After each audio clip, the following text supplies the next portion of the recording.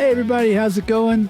Welcome to the Guitar Underground. I'm your host, Neil Santos, creator of the Pentatonic Way, host of the Guitar Underground, and organizer of the Guitar Improvisation Workshop over on Meetup. Today, we're going to talk about guitar courses. If you've ever tried a bunch of guitar courses and you still don't feel musical, then this episode is for you. If you feel confused after learning more, then this episode is for you. It's not about calling anyone out. It's about explaining why confusion is so common. You know, I'm not calling you out for not understanding it. I'm not calling guitar courses out for delivering it improperly. I mean, everybody does it differently, and everybody understands and learns in a different way. So some of these courses are built around one person. Some are built around a bunch of different artists and instructors. You know who they are. I won't name names. Not that they probably care what I say anyway. So yeah, today we're going to do that. We're going to check out 5 ways guitar courses can overcomplicate the learning process and 5 practical tips to cut through the overwhelm. All right. By the end of this episode, listeners, you will understand what actually helps things click. All right. So yesterday, I'm recording this on February 12th, but yesterday, February 11th, was actually National Guitar Day. And did you pick up your guitar? I did. I was able to for a little bit. And it was fun. Had a good time, as I usually do. Actually, I also officially launched a meetup. And I don't want to get too into this. I want to get to the topic, but I'm excited about it. I want to tell you guys about it. It's called the Guitar Improvisation Workshop. And it's remote, so you can join and attend from anywhere. And we meet up every week. We have a weekly challenge. We jam. And then at the end of the week, actually the beginning of the week on Monday, we meet up and look at everybody's submissions, the video submissions that they send in of them jamming over the track. And we hang out, talk about it. I give some feedback. People cheer each other on. It's a beautiful thing. We've been doing it for over 2 years now. And now I'm just opening up to the meetup community because I think the more the merrier. Let's just get everybody in there and everybody can benefit. So, yeah, you can check that out if you want. I'll put it in the show notes. I'm not sure if you don't belong to Meetup, if you can't see it, but either way, I'll share it, see what happens. I'd love to have you there. All right, enough of that. Let's get into 5 ways guitar courses can overcomplicate the learning process. And I may or may not have been guilty of some of these in my decades of teaching, and learned my lesson, hopefully. But number 1, too much information arrives too early. All right, like beginners are given advanced concepts before the fundamentals feel natural. And yes, I'm absolutely guilty of this. Back when I would teach in-person lessons, if I had learned something cool, I would want to teach it to everybody. I'd be like, look at this tapping thing. I'd be like, do that. And they're like trying to do open chords and stuff. And I'm like, well, this will probably help you too. Yeah, I learned my lesson there. There's a specific order to go in. You have to, there's a tutorial, like in a video game. You have to go through these certain things before you can just jump into the game and play. And you have to walk the student through those. So yeah, my bad. But they all went on to do great things. Also, I did this prior when I had the first version of the pentatonic way. I'd show them the pentatonic scales, and then I'd get right into like, all right, now we're going to like chord solo with them. You're going to switch. Now in that position, play the first shape. Now play the third shape, and highlight that chord. Now you're going to play the fourth shape, and people are like, what? I missed something. Some people would get it because they already kind of knew, but other people, when I got feedback, it was like, I think there's a step missing. And I was like, you know what, you're right. So I went back and I adjusted it. And hopefully, all these courses out there, they have some sort of feedback loop that they can grab information from students and get that missing step filled in, because it's important. There is a progression that needs to be followed, so to speak. And once you get to a certain point, then it's more like you can pick your own path, go on side quests and stuff. But like there is like, how do you put your fingers on the guitar? How do you play open chords? Bar chords, right? Once you can do that, then you're kind of on your own. Like if you don't want to solo, you don't have to. You could just learn songs and sing, play guitar to accompany yourself. You could write songs. You could learn some riffs, just play rhythm, or you can get into lead playing and different styles of music, whatever, like whichever direction you want to go in. But up to that point, you really need to get the fundamentals down, So that's number one. Number two is everything's presented as equally important, right? Almost the same thing. There's no clear priority, so learners don't know what to focus on. That's similar. Yeah, I think that depending on what stage you're at, there are things that are more important, right? And we talked about it before, like if you're just learning chords, like G and D, maybe the next thing isn't learn another chord real quick. Maybe it's just really solidify switching between those chords or picking a...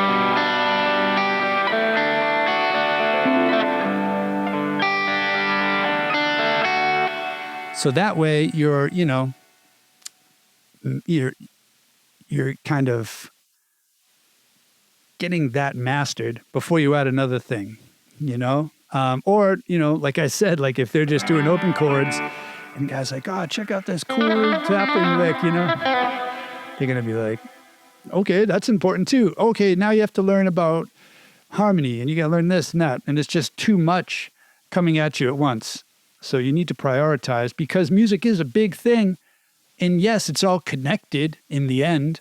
It's all comes back to the hub of music, but not everything needs to be learned right now, and you need to prioritize things. So that's number two. Number three, courses reward completion, not understanding, right? Like that looks good on paper or on the website where you're clicking, I completed this lesson, but your confidence doesn't grow when you're away from it, the paper or the computer, and you're just playing the guitar. Like, have you internalized them? Have you internalized it? I feel like I felt this way at Berklee in a way, a lot of times. Like it was like drinking from the fire hose.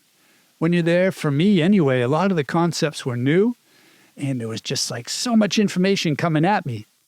And I would take the test and I'd be like, okay, I got it. I understand it for that much time that I can get the test done. Then I'd have to go on to another class and a new semester and a new year. And I made it through the whole thing. But it wasn't until afterwards when I graduated and I started teaching guitar on my own to students, opened my own studio, that I really started to process all of this information, like, oh, that's what they were talking about this, or what did they say about that? And I'd break out my book. I kept all my books and I'd go through like, oh, yep, okay. You don't have time when you're in the midst of it to revisit stuff again and again and solidify that knowledge, So, just checking off boxes and saying you got it, it doesn't make it appear on your guitar neck or whatever. So that's another thing. You need to have time to really absorb it. I love that word. Sorry. Cool. So that's number three. Number four is sometimes exercises replace music instead of leading to it, right? I've taken a lot of courses. I took an Artist Works course with Paul Gilbert, and he's amazing. But, a lot of a lot of exercises and playing and stuff. And Paul's an amazing guitar player and teacher too. I love him. He inspires me so much. But if I think of a course that's built around exercises, because he's known for being such a efficient, amazing technical player, his course was built around that. And maybe you joined, like I did, to be like, oh, I want to be able to play like that. But that's not really going to improve your musicality unless you apply it to music and you understand where that links up to music as opposed to just a physical activity. It's where sports meets art, right? That's why I love guitar, because there's a sports part to it, a physicality, and exceptionalism or whatever, and an elite performer. And then you have an artist where now there's no wrong answers, and now you're kind of, it's all about your taste and your vision, and you combine them both, and that makes music, which is fantastic. But you can't have one without the other, or else you're just jogging or something. I don't know, with no destination. You're not in a race, and sometimes that's cool, but not so much for art. You know what I mean? Not if you want to create something, and something like that. I don't know where that analogy went, but I hope you understand what I mean.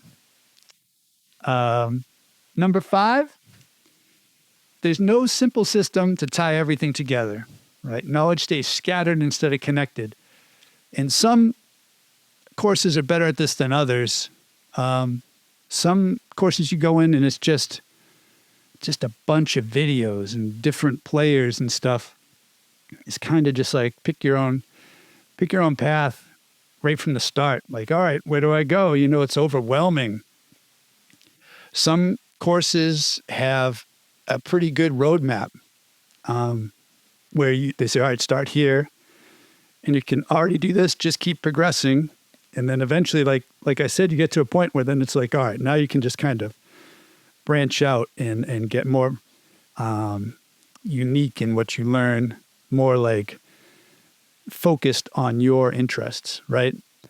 And I did that when I did Pentatonic Way. Once I put that middle part in, now it's like a journey, and you can go right through each course from I've never played the pentatonic scale to now I can play them in very advanced ways using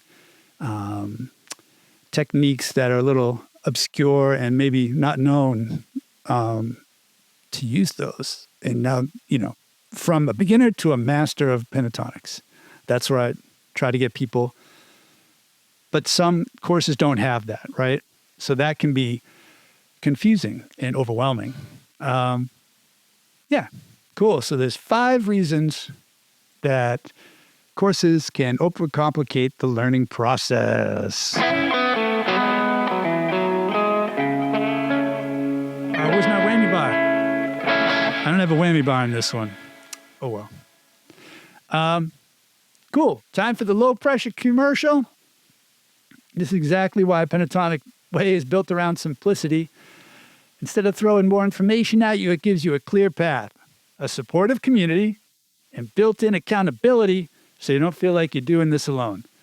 The goal isn't to overwhelm you, it's to help things finally click. If that sounds like a better way to learn guitar, you can learn more at pentatonicway.com. And I'd like to invite you to come hang with us every week, too. We have a good time, so I think that you would like it, and that's why I mentioned it. But if not, that's fine, too. Cool. Now, let's get into 5 practical tips you can use to gut through the overwhelm. So, number 1, choose one core concept and stay with it, right? Depth creates confidence, not width. Like learning a bunch of things on the surface level, that's not going to build any confidence. You need to dive deep into one thing.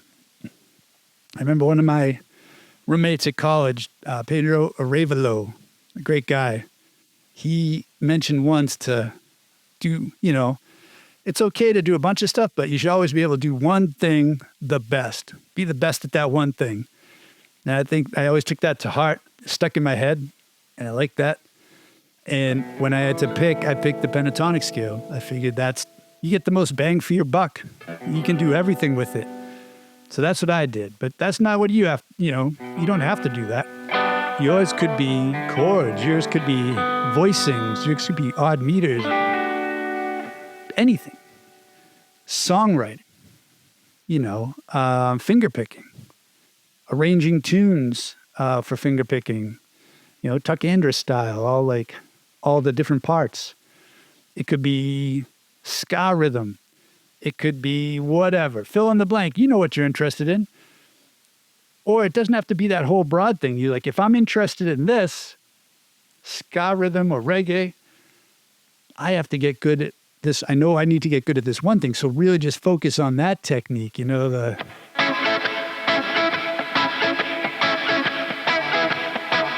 really get good at that. That's like your thing. You got the tightest skanking around, Now you're getting somewhere. Once you kind of get that, then work on something else, Maybe it's your backup singing. Who knows? But instead of just flitting from one flower to the other, dive into eat a whole flower. I don't know what the rest of that analogy is, but that's the idea. You should really check to see if the flower is poisonous before. I can't legally say to go eat a flower. Someone might. So don't, consult with a doctor before eating flowers. Number 2, ask why before learning what's next. Because understanding beats accumulation, right? And this goes with in-person lessons too. If a teacher is like, here, learn this, Paul Gilbert, this is a cool exercise. Like, okay, cool, I got that. He's like, all right, learn this one. But what about this one, Mike? Tell me more about that. Where can I use it? What scale is it from? What styles does it fit into? Can I move it around the neck?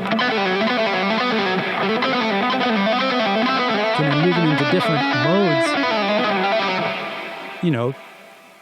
Ask why. Like, what is it about this that fits? Where else can I play it on the neck? Is there octaves? That's the idea. Try to really understand what you're playing, so then you can be intentional with it. And sometimes that's tough, especially with online courses, because they're all typically pre-recorded, and you just go in and you serve yourself, self-serve videos. So that's something that might be a challenge. Sometimes you can reach out to somebody, but not in the pentatonic way, because you can ask me every week. And also just reach out through the forum. That's the benefit of a smaller membership, right? This boutique. I'm there for the members all the time. It's not thousands and thousands of members and thousands of players. It's more like a little community. So, but if you're live with somebody, one-on-one lessons, that applies. Just ask why, always. In life, too. If someone tells you something is the way it is, you better be asking why the next question. That's just the way it is. Well, why is it like that? Push back, man. Stick to the man. That's what we're about. Guitar Underground. Rethinking everything. All right. Number 3. Turn every exercise into something musical. Right? If it doesn't sound like music, reshape it. So with this idea, I keep going back to it. You get stuck on one idea. When I was first coming up learning guitar, I loved all those old Van Halen records, and I had rediscovered them. It was 1988.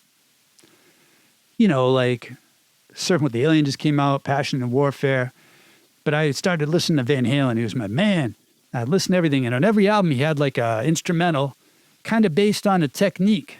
And I love that. And this reminds me of that. You had, Eruption had a bunch of techniques, but he had that whole composition. forget how it goes. That's not it, is it? It's like, I forget exactly. I'm a bad guitar player if I don't know Eruption. Not that I can't play it, but I don't remember it. And that's sacrilegious. But anyway, that's based on tapping. And then he had like Spanish Fly, which was about like, do this thing or whatever. Or he had Cathedral, that was all about the swells, with the delay. So he would find a technique like this, and then he'd create a composition around it. So maybe if you were doing something with this, I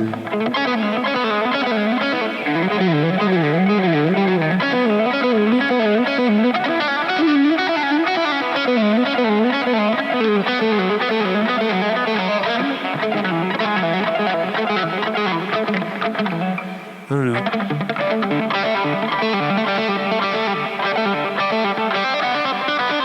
Try to come up with something else. Like, where else can I play that? How can I move that around? Not only is that going to make you more musical, it's going to extend what you can do with that one technique and, expand your brain, stretch out your imagination. Like, what else can I do with this? Like, you don't have to keep it. What if you did? That's the same thing, but just like really stretched out.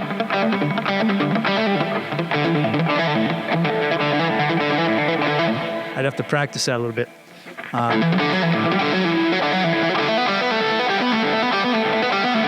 don't know. It sounds pretty cool. There's something there. Yeah, that's the idea. Turn every exercise into something musical. And yeah. Next, number 4, limit practice options on purpose. Fewer choices leads to better focus. You're better able to dive deep, like we were saying, if you pull everything back in, right? And this could apply to everything. Like I was saying, just do the G and the D and just practice that. Focus on, I remember, I think it was Mick Goodrick, saw a workshop with him talking about improvising and practicing it. And I think he said, just one time over a jam track, play the whole backing track and just like, I'm just going to practice ascending licks. Like from going from G to D, say that's a backing track, and you just play in G to D to D, G,